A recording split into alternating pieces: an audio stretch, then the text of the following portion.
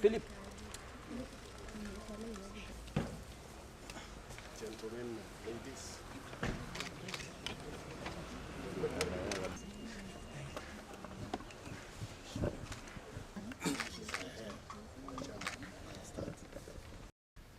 I'm therefore pleased to announce to you that I've been reinstated as the National Party leader. Remember, I took leave to work as cabinet secretary, and the law required that if you take a position of a cabinet secretary, you are required to resign political positions. So I resigned at that time, and NEC has called upon me to take over that position. So as we speak, I am now the party leader of the Party of National Unity, and I'm speaking in that capacity. There are other positions that have also been filled, including the position of Director of Elections, the position of Executive Director, and others that the Secretary General will be able to share the names with you. The NEC has also made other important resolutions.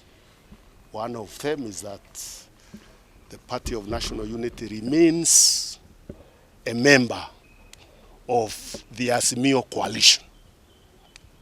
We have been members, and remember the agreement that we made was lasting for 6 months, and you know it is now more than 6 months since that agreement was made. So we are renewing, and we have renewed through a party resolution our membership to the Azimio coalition. And I'm being mandated by the NEC and other party members who are here to continue representing the party in Azimio meetings and in Azimio forums and whatever other business the coalition called Azimio may call upon us to undertake on behalf of that coalition. The other key issue that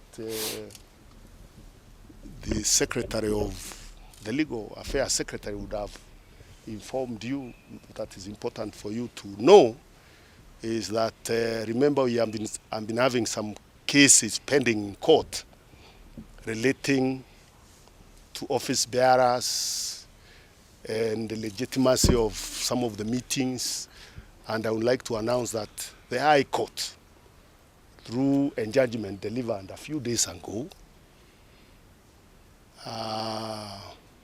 made a ruling that the last National Delegates Convention that took place in Bomas, the High Court ruled that it was legal and proper, and it had followed the law, and therefore those who were elected and the resolutions that were made there are legal and binding.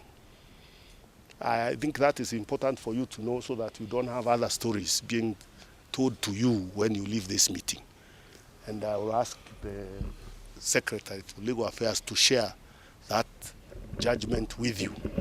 So we don't have any wrangles in PNU because those people who are disputing the elections and the national delegates meetings, that matter has been deliberated upon at the tribunal, the political parties tribunal, which also upheld that that national delegates meeting was proper and legal. Some people decided to appeal to the High Court, and the matter went to the High Court, and the High Court agreed with the political parties tribunal that indeed that meeting was properly convened, and the resolutions that were made there are therefore proper in accordance with the law.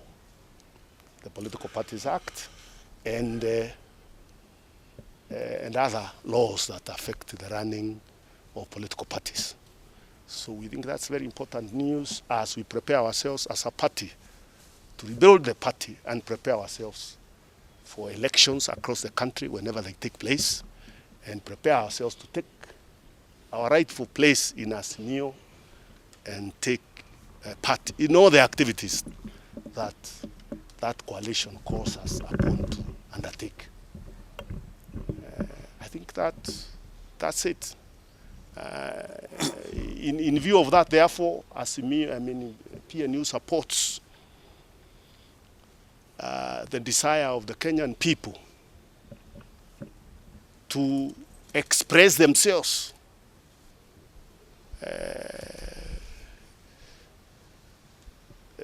under the Constitution of Kenya, in terms of having meetings, in terms of organizing forums, in terms of picketing, in terms of demonstrating. Those rights are enshrined in our Constitution and cannot be denied us by anybody. And therefore, whatever is going to be happening in the next 3 days, in terms of the Kenyan people expressing themselves and showing their displeasure in terms of the way our economy is being run, that is of abandoning the citizens, PNU supports that. And we are asking citizens to come out in large numbers and demonstrate in their own way. You can even stand outside your gate and shout that you want the economy to be run better. You can use sufuria. You can, I'm told there are even people who are cooking the little food that is available in public and sharing with other people. All those are forms of demonstration. And we are law-abiding citizens of this country. Our party follows the law, and therefore we are not asking anybody to break the law.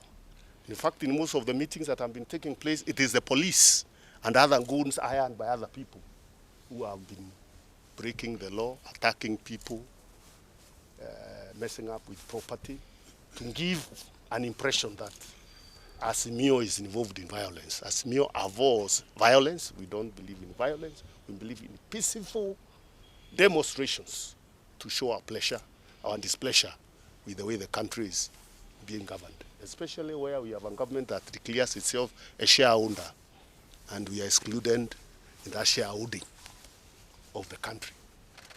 Express our displeasure, and we condemn in the strongest terms possible the withdrawal of security of our leaders. I don't think the issue of security of citizens is negotiable. I don't think the Constitution says that you must be a friend of Kenya Kwanza for you to be provided with security. We pay taxes and we pay money to security agencies to provide all citizens with security, depending on the nature of the danger they face. So it is totally unacceptable for this government to imagine that security is a favor that can be given and withdrawn at their whims. And therefore, we are asking them to reinstate with immediate effect the security contingent that takes care of the former Prime Minister, Raila Odinga, and the former Vice President, Deputy President, Stephen Kalonzo Musyoka, and other leaders who require security. In fact, we would ask them, especially given that there are a lot of fellows who are not happy with